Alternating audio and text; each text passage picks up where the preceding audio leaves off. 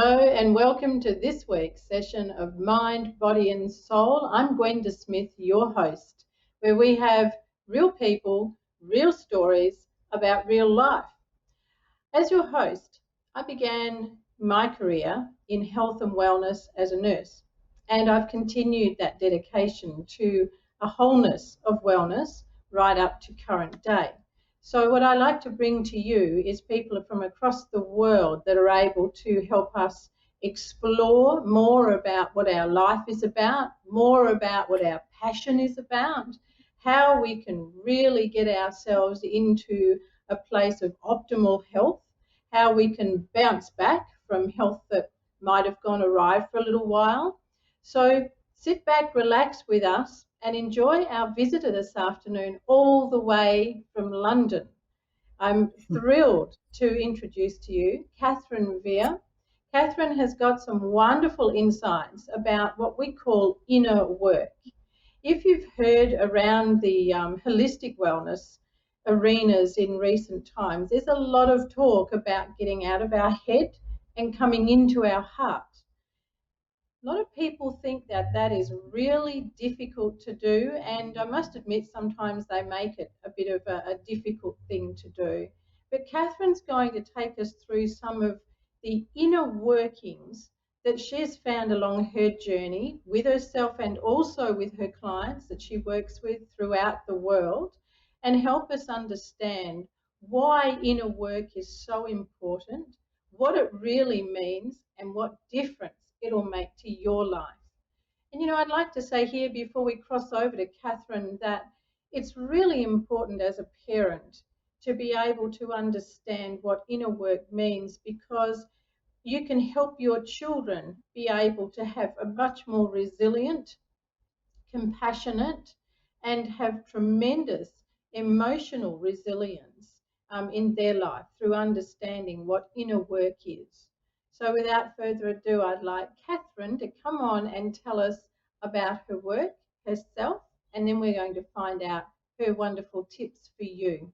Thank you, Kathryn. Thank you so much, Gwenda. I'm really excited to be here with you. So where shall I start? Well, would you like to tell us how you came to go on this inner work, what you like to call inner work, and we'll say it's dropping into your heart space. Would you like to tell us how you come to even find that it was something to do, something worth looking at? Sure. Well, I'm sure like many of your viewers here, I was born incredibly sensitive not only to my environment, but particularly to the feelings of other people. So I was picking up on all of their feelings, and it was very strange and sometimes very overwhelming, because often they were feelings that these people around me couldn't acknowledge, and didn't even realize that they had. So I was left feeling very confused, because I was sort of feeling stuff and then it was being denied around me. So it set up quite a lot of difficulty for me. But ultimately, I began to live very strongly within myself. I became a very contemplative person, because I was sort of trying to work all these things out. And that incredible sensitivity has come into full bloom now in my work, because it enables me to empathize and connect with people, and with the so much of what's invisibly going on with them. When you bear in mind that 95% of what we do in our daily life is unconscious, then people aren't conscious. We think we know, but we don't really know. So by the time I was about 16, I had it very, very clearly that the answers were within myself, because it was my truth that I could rely on, rather than the truth that was going on around me. And I was blessed with being brought up in a family that had a lot of healing. Healing was a normal thing. and well-being. So we were, giving to other people and feeling other people was very normal for me. So it's now 40 years that I've been on an active daily journey within myself of filtering through all the feelings, the sensings, the experiences that I've had, drawing out the gold from them, and just learning so much about all the unconscious world, the emotional world, the interpersonal worlds, and the healing worlds. And then all of that has finally kind of come together in the work that I now do. It sounds like such a tremendously big plate there, Kathryn, especially when it starts when you're only young. So I'm going to look at some of the words that you've used there to help our viewers expand on themselves a little bit more. So you were mentioning the word feelings. Now, Hmm. children, when they have an experience with a feeling and they don't really know how to express it, they will either have a tantrum, or they will withdraw, or they have night terrors, nightmares, or they most often will complain of stomach ache and have lots of pains. But when mum takes them to the doctor, there's nothing to be found to say Hmm. what these pains are. So children get lost in feelings. And over the last, probably the more last 30 years, so 3 decades, we've seen more and more literature coming out from the medical research teams, medical science research teams, who have come to understand more and more about energy and feelings going into energy. Quantum physics, for example, shows us how everything is made of energy and energy fields, and that these energy fields, just like a radio station, become warped when we're not on the station properly. So, Kathryn, the experiences that you had, would you align them to a radio station not being on the station properly, where you get interference? And as a child, you can't understand what that interference is. You just know that there is something not feeling good around you, and it can leave you feeling exhausted, tired, unable to sleep, having nightmares, and the tummy trouble. And that's a lot of where my work comes in, the unexplained tummy trouble. So for Hmm. yourself, Kathryn, what do you think it was that really triggered you to understand that the things you were feeling weren't actually yours? That's a really interesting one, isn't it, Gwenda? Because if you are around the grown-ups around you are not in touch with their body, their bodily sensations, they haven't made this really important connection between the bodily sensations and their feelings, right? That's if that's completely absent, then they don't know what they don't know. They don't know what they're feeling. So they can deny anything, they can say anything because the connection has gone. And as a child, one of the problems I think is that you lose that connection when you are around caregivers that haven't found that connection for themselves. So, this connection that we are talking about today is absolutely crucial if you want your children to start to understand the connections between their bodies, between their feelings, and then how they bring that into relationship. Because if you don't master how to do that, all that they will do is they will go inside themselves, they will shut it all down, and then any shocks and traumas that they have, they will just hold them in their bodies. The tissue in their bodies will hold on to that trauma and that shock. And then they will just spend their lives trying to protect themselves. And you know as well as I do, the effects of doing that are that you go into doubt, you have no confidence, you end up with children growing up with very low self-esteem, not knowing themselves, not knowing their feelings, not being allowed to express their feelings, because when Oh, they yes. express their feelings, they're told they're wrong. And that comes from a whole generations and generations of people that have tried to live from here upwards, that know the answers, you know, that know that they are right, know how they feel. And do they? Do they really, Gwenda? No, they don't. And as we know, when we work with them all the time, Kathryn, we find that they're very much off their station, out of connection with themselves. I don't believe we can ever be disconnected from ourselves, but we can certainly be distracted. And it shows up in illness. You know, in the various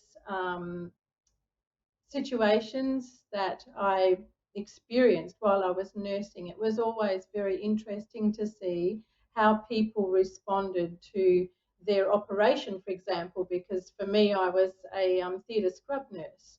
So if we had a person come in that had the same surgery as the person next to them, in fact, I'm going to recall two motorbike accident victims, and they both had broken legs. Surprise, surprise, on a motorbike. They both had broken legs, and yet, then their brakes were actually the same, and yet their recovery, their level of pain, and their requirement of pain treatment was so, so different. And the feeling that each one of them could get in their toes, that could get in their actual brake area, was so different. And that is exactly because of what you're talking about there, with where the sensation, the feeling, the memory goes in and it's stored in the body somewhere. But if the trauma has been too much, and this is what we're seeing in a lot of children these days that come from traumatic backgrounds, it's now being proven that, well, it's been proven a long time ago, that it is actually stored in the DNA. So it means that it's handed down through generations, and that trauma never gets a chance to heal. And coming around to what you're talking about there, Kathryn, with feelings, it's because that child is already carrying feelings that have been handed down to them and come down through trauma, and quite often trauma that continues down the line, and they have no idea how to even adventure into those feelings. They don't have people who are able to help them understand what it is they're feeling or what that pain is that they have in their body. So, with the two motorbike victims that we had, motorbike accident victims we had, it was really amazing watching their recovery and watching how one of them, his legs and the way that the bones knitted was amazing. The other one, who simply could not get over the trauma of the accident that he had, the bone and the area that needed to re-knit, it just wouldn't. It didn't matter what the doctors did with it, the surgeons did with it, it just would not knit, meaning that it would knit back together, not knitting like our nanas did, it's different. Yeah. And he took months and months. In fact, he was still coming back to the hospital 2 years later with problems, and he ended up having ongoing problems throughout his body. Whereas the other one, he was back riding his bike, he was back playing sport. It's absolutely incredible, isn't it, Kathryn, what our feelings can do within our body, and particularly the feelings that, what I say, don't belong to us. They are Mm, feelings that we've either picked up from other people or we've inherited them through a line mm. of trauma. So, Mhm. Kathryn, what are the big problems that people face with trying to get into those feelings? Because it's not an easy route, Mm. is it? Well, I think what you said, I mean, it's sad, but it's also fascinating, isn't it? You know, how one person can recover and much more easily than another. And one of the things that I often say, you know, with my clients, and is certainly absolutely true for me, is, you know, when you're faced with the trauma that's come down from your family because of so many generations of people that didn't understand their feelings, didn't allow their feelings, weren't allowed to have feelings, for goodness sake, you know, they just simply were stuffed down and disallowed. So you know, so we are now faced with not only trying to deal with our own feelings, but having everybody else's feelings dumped on top of ourselves. And I always say the buck stops here. I am going to be the one. I choose to be the one that where all that family trauma stops. That means I am willing to do this inner work, whatever it takes.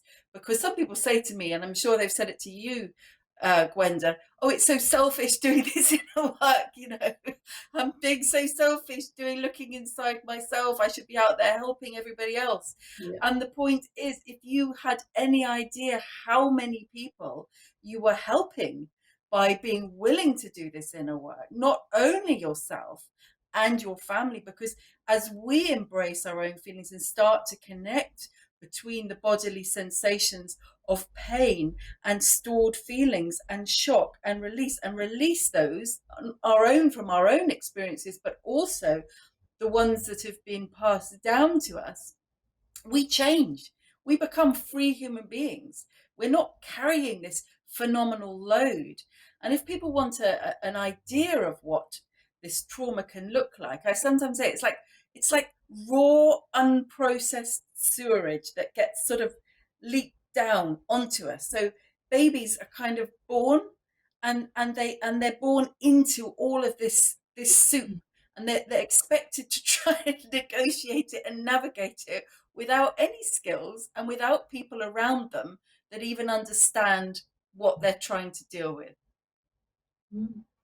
That that's a really interesting picture to have there, Kathryn.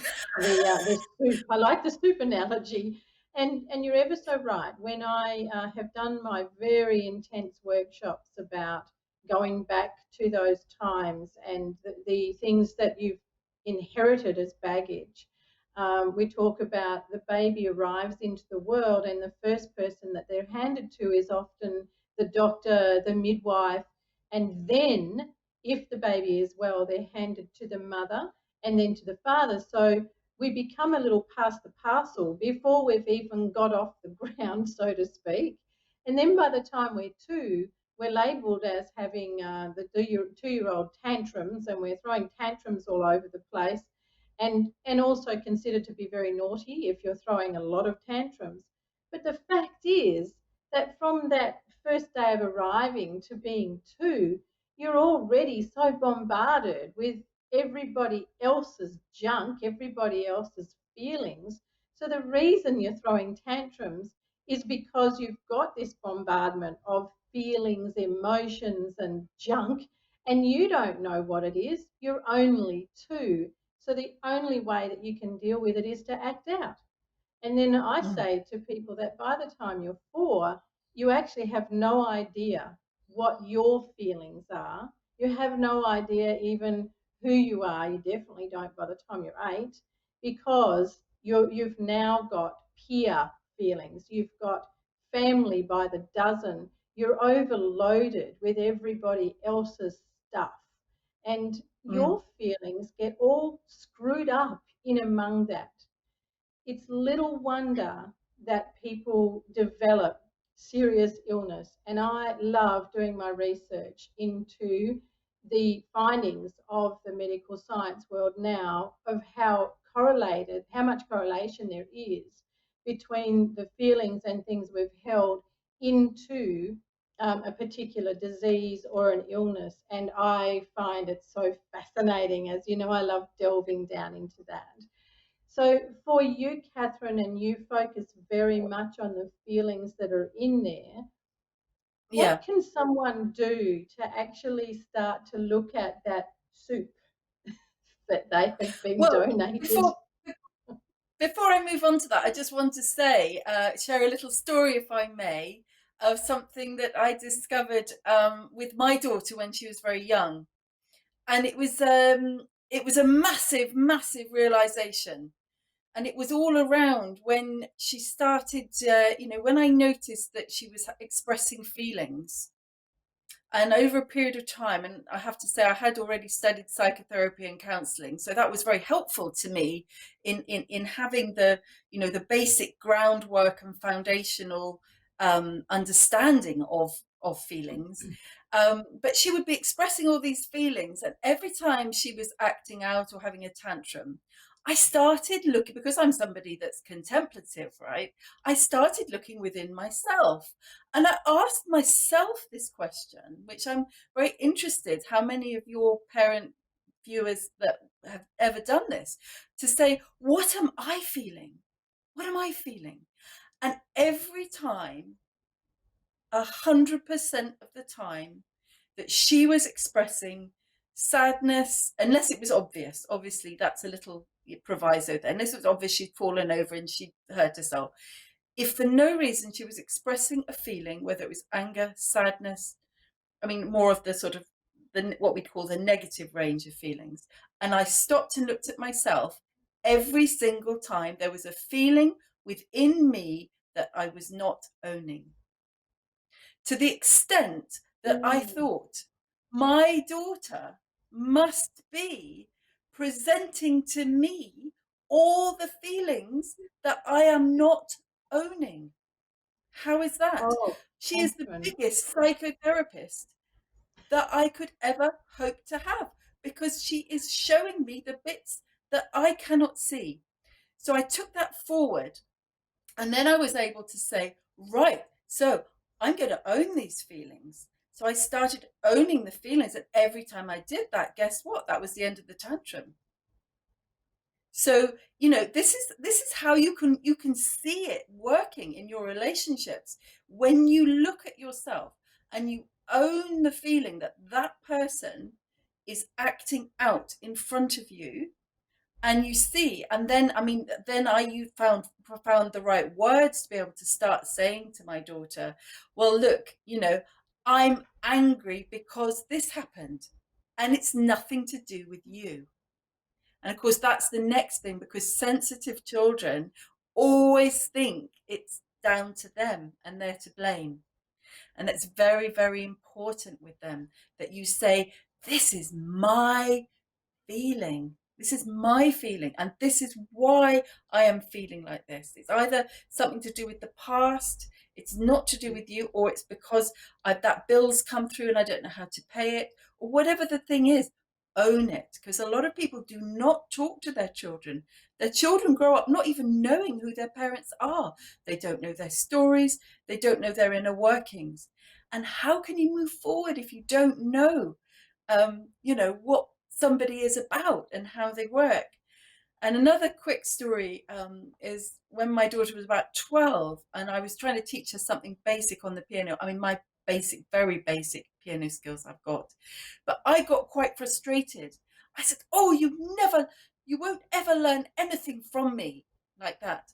And she paused and she looked at me and she drew herself up and she looked at me and she said, but Mum, you've taught me how to be. Well, my goodness me, viewers, on that note, we're going to hold that and hold your breath. We're going to a quick ad break and we're coming back to hear some more from Kathryn.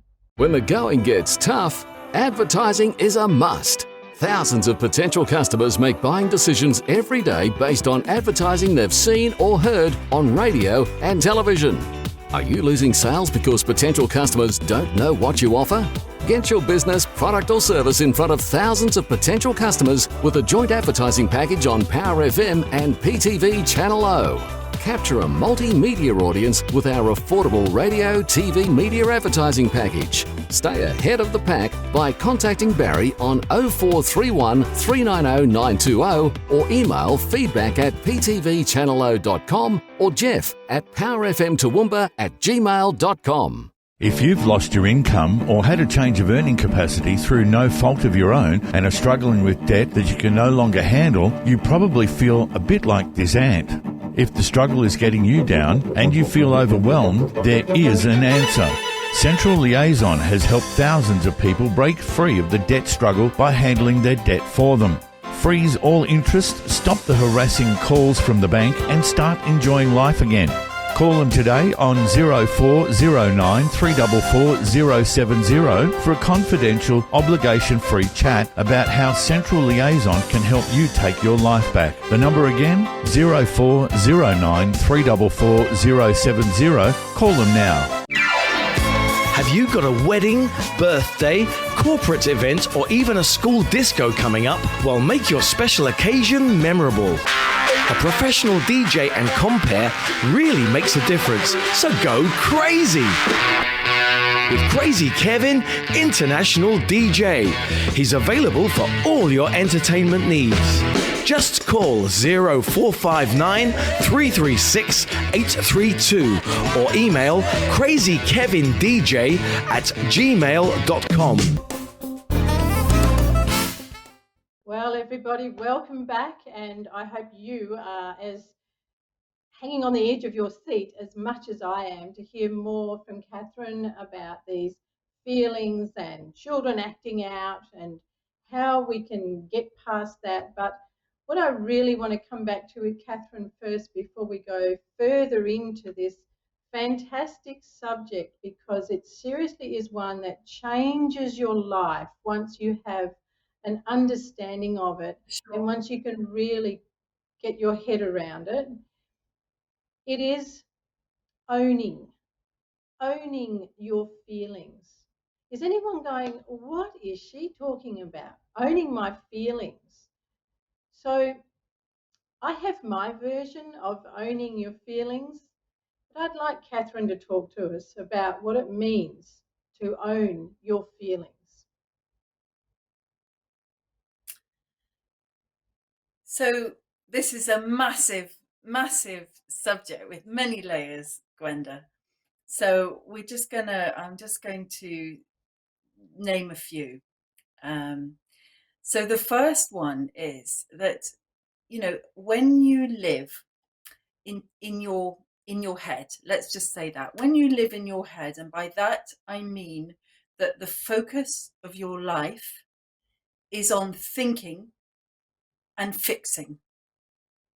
Okay, so you're basing your life around thinking what you have to do, who you have to be, who you can help, and then fixing everything else. So part of that fixing can be fixing feelings. So fixing not only other people's feelings, but also your own feelings. And that's where we get the language that comes in, like, are you feeling better? How are you feeling? I'm so pleased you're feeling better. Now, for people like me, and I'm sure it's the same for Gwenda, that is absolutely the most nonsensical sentence that ever was. I'm feeling fine. I'm feeling better. Makes no sense whatsoever. The focus should be, what am I feeling? And then remembering that the mind up here goes in and loves to answer all those questions for itself. It loves to work it out. It loves to tell you what you are feeling. But the mind generally has no clue what you are feeling. Because when you actually go into your body and you actually start becoming more aware of your breath and going into your body and finding out what these feelings are, they are often very, very different.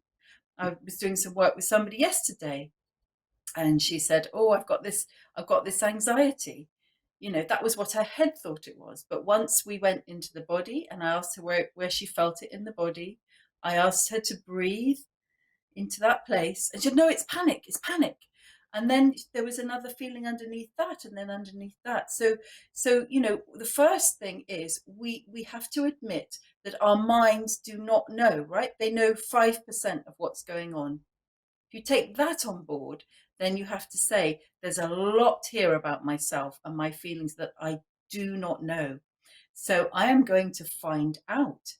So you take the approach of being more of a tracker of your feelings, or a detective, to look at the clues. That's the kind of approach you have to start to have with yourself and your feelings.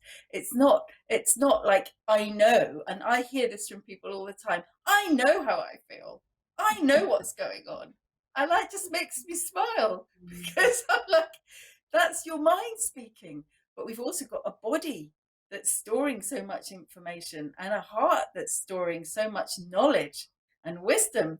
So if you're just trying to live up here, and I see people doing that. I walk down the street and I see people, they're like lollipops on a stick, the head's out there, the body's being dragged along. and the poor body, we're here to live in the bodies. And one of the big things that for me, my mission on this planet is for working with people who are a long way down the personal development path and the spiritual development path, and they know so much and they've grown so much, and it's all wonderful. They have all these tools, they have these techniques, and the one piece of work they have not yet done is moving out of the mental understanding and use of all the techniques and symbols, and actually coming in, knowing how to come in to the body. And that is one of the most, as you said earlier on, one of the most difficult things. But with a guide, somebody who is fearless of the inner world and who can hold you whilst you do that, it's almost impossible to do on your own. But you can start to go into your body and work with the layers that are there, whether they're layers of misperception, fear, anger. There are now such very, very straightforward ways of dealing with those things quite quickly, so that you can get to really what's going on within yourself. Thank you, Kathryn. The amount of treasures that you have just provided for the viewers there is massive. And thank you so much for those insights and those fabulous analogies. I'm going to keep an eye out for those lollipop people now. Yes, I'll be seeing lots of them for sure. It is ever so true, though, the I know. It's one of the phrases we hear, you and I, in our work here all the time. And the other one is, I've done all that. I've done all that. I've read those books. I meditate. Yeah, I know how to breathe. I've done all that. And in the meantime, while we're looking, I'm going to stay with your analogy, that poor body on a pogo stick, because they're in so much pain, they're all twisted up, they have migraines constantly, or they have all sorts of pain around their upper body, usually upper body in the chest, in the shoulders, and then, of course, we go down into the lower parts around the abdomen for the colon, and I won't go right into all the good juicy bits. That's my favourite part to dig around into. But like you said, Kathryn, the poor body, and it is the poor body because it carries so much stuff from the time we arrive. In fact, science has also been able to show us that it begins before we even arrive. And they've been able to find what's in our DNA. So, Kathryn, one of the things that I often ask people to do is look in the mirror, look themselves in the mirror in the morning or before they go to bed. And 90% of the people can't do it. They cannot do it. They won't do it. And they find themselves having a barrage of responses, because some people will say, of course I look in the mirror. I look in the mirror to do my hair. I look in the mirror to check my nose hairs. And I say, that's great, but you're not actually looking at yourself. But when you ask them to stop and look at themselves and look in their eyes, look at their face, oh no, I haven't got time for that, because that's too scary. And everything we've talked about around feelings, Kathryn, there's always those hurts, isn't there, that are underneath, that create the feelings. So when someone like you and I are asking people to really look within, they get really frightened and they don't want to go there, because there is a special part of us that likes to protect us. And it will say, you're okay, you don't need to go there, we'll find a distraction. Would you agree with that, Kathryn? Absolutely. And may I offer a little something, a little tip that people can try? Any of your viewers who are struggling to look in the mirror and look at themselves and feel themselves, may I offer a little tip that something they could try? Please do. So, first of all, if you were to look in the mirror and say, I love you, I like you, you're a wonderful person, and you find yourself recoiling from that, just to say those words, and it doesn't matter how you react, how you respond, whatever emotional reaction you get is absolutely fine. Just say the words, feel awkward, squirm, whatever needs to happen. And then when you've done that, you sit down quietly, close your eyes, and then I want you to move from your head down into below your neck, into your body. Close your eyes, and then I want you to say those words again, but I want you to imagine those words are coming in to your body, into your skin, into your skin, into your arms, into your torso. We're going to park the mind, park the head, just going to literally feel those words as they come into your body. And I want you to see how that feels when you say those words. I love you. I like you. You're a wonderful person. And you say those words and the head is not involved, because just that one small thing that you can do will tell you so much, give you so much of the difference in feeling and experience between what happens when you try and look with your head and your eyes, and then when you actually feel with your body. Thank you, Kathryn. It is an exercise very, very close. I was going to say you've been reading my book. An exercise very close to what I do, just a little bit of a tweak, but yes, same page. And the trick is that when you close your eyes, everyone, this is what will take you inside. It's when your eyes are open that you are seeing everything you don't like. You're seeing the pain that you can't address. Closing your eyes can take you inward. At the same time, I am going to say here, Kathryn, that there are a number of people, and particularly children, that when they close their eyes, the pain actually magnifies and the fear magnifies, because now they're in a sense of darkness, and people are most often scared of the dark. So to close their eyes can make them feel like they now don't have any control. And that's because the head is in the way and they are so very removed from their heart. But learning these things, Kathryn, coming to understand them, to me, I say to people, it is the most incredible journey you will ever take in your life. It's the best one to take. But so many people, it takes a while to convince them to get on that train track, doesn't it? And Absolutely, and it's such a short distance, isn't it, from the head to the heart? It's only a matter of inches, but it could be lifetimes, it could be decades, it could be never. Some people never reach it because of shock and trauma in the body. In childhood, everything is shut down. The whole body and the nervous system and everything is focused on conserving energy, which is where you get chronic fatigue and all those sorts of issues coming in, because the body is just conserving its energy and keeping out all this threat, and even right down to the cellular level. It's like it's in constant alert and danger, even when there isn't danger there. So it's like, how do we, in that state, the body cannot heal. It doesn't matter what type of healing you're going to do, unless you're going to work with people like you and me that can understand how to work with fear and trauma, at the same time as helping people get into their bodies. Then your body is not in a healing state. So the first thing that's got to happen if you're in huge amounts of pain is you've got to get your body into the healing state. And people do that by things like meditation and yoga and things like that, and that's a starting point.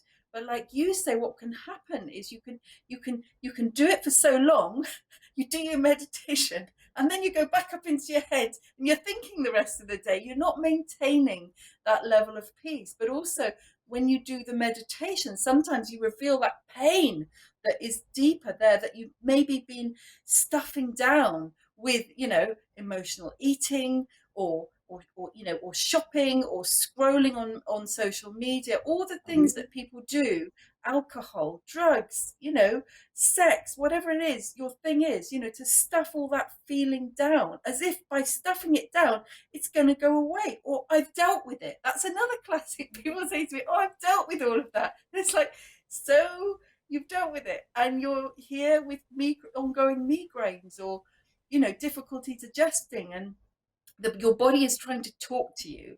And one of the things that we never learn at school is the language of the body, is it, Gwenda?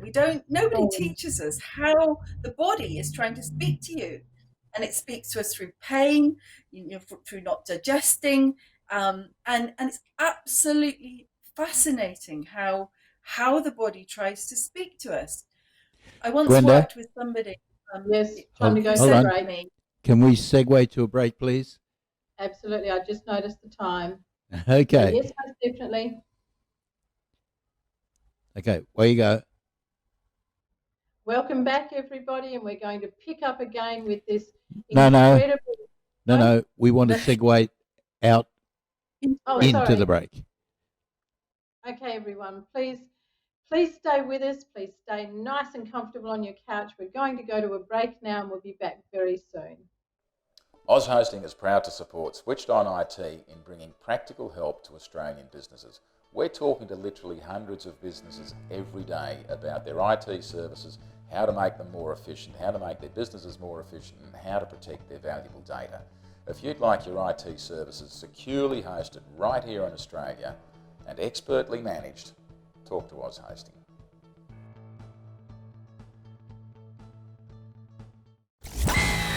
Power FM is total entertainment, from the morning drive with Fiona and Geoff to the drive home with Jeff Black. On the weekends, catch the Crazy Kevin Show, Dennis Mitchell's Breakfast with the Beatles, the Semi-Pro Sports Show, and Racing Nation with James O'Shea, plus the music you grew up with. Keep your radio dial locked on Toowoomba's Power FM, celebrating 10 years. You'll find us at 88.0 on the FM dial, or online at www.powerfmradio.com.au. Every week on PTV Channel O, we take a frank look at computers, the internet and social media on Switched On IT. Join our international team of experts every Tuesday at 7 p.m. to learn what makes the internet and social media tick and how to keep your business safe online while making the most of this exciting media. Discover a whole new world of entertainment Tuesday night at 7 p.m. on ptvchannelo.com or download the PTV Channel O app. Welcome back, everyone. Here we go with the last part of today's session. But if you're feeling the same as me, we just have to have Kathryn come back and talk to us some more, because the subject of feelings, the subject of going inside and having a look and learning more about your feelings, it really is a very almost bottomless pit. But I'm putting it that way because that's how it looks at first. When you first start delving in and doing that inner work, which is Kathryn's absolute excellence and expertise in, is getting you into that inner work so that you can understand more about yourself and you can be free and liberated of things that are holding you back within your body. You don't want to walk around being like the lollipop stick that she referred to earlier. You want to be able to be friends with your body. And before I cross over to Kathryn just now, I'm going to add on a little bit more about a lady that I have had the privilege to be working with. And this is something that I see over and over again. Kathryn was talking about how we have our feelings stored at a cellular level. When they are stored at a cellular level, that's when we become ill. And with the greatest of respect to everyone who may have been on a cancer journey, it has now been shown this is how a tumour starts to develop.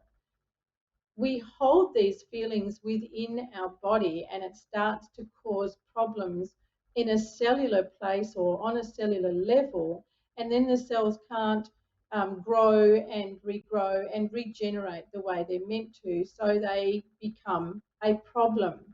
And the thing that I've found, Kathryn, is that when people have had a fright, and so we're back to a kind of a trauma again, where they've had perhaps an illness that is life-threatening, they can no longer connect or feel that part of their body, because that part of their body represents the fear of death. That part of the body represents that their life may be coming to an end.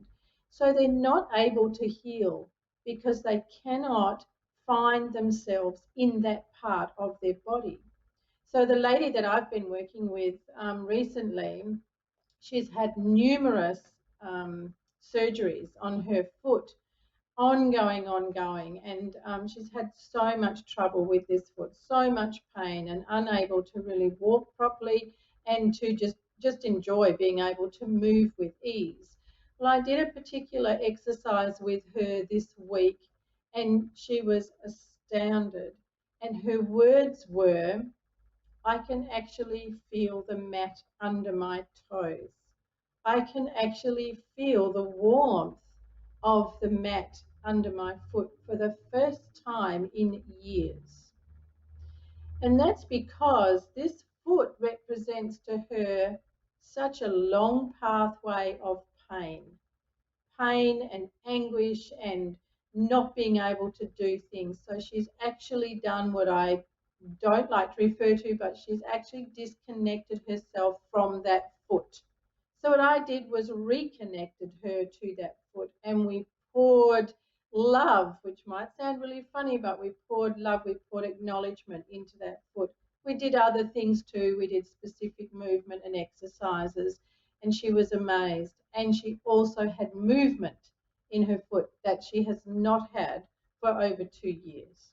So when Kathryn's talking about it on a cellular level and how we carry those things in our body, our poor body, that's why.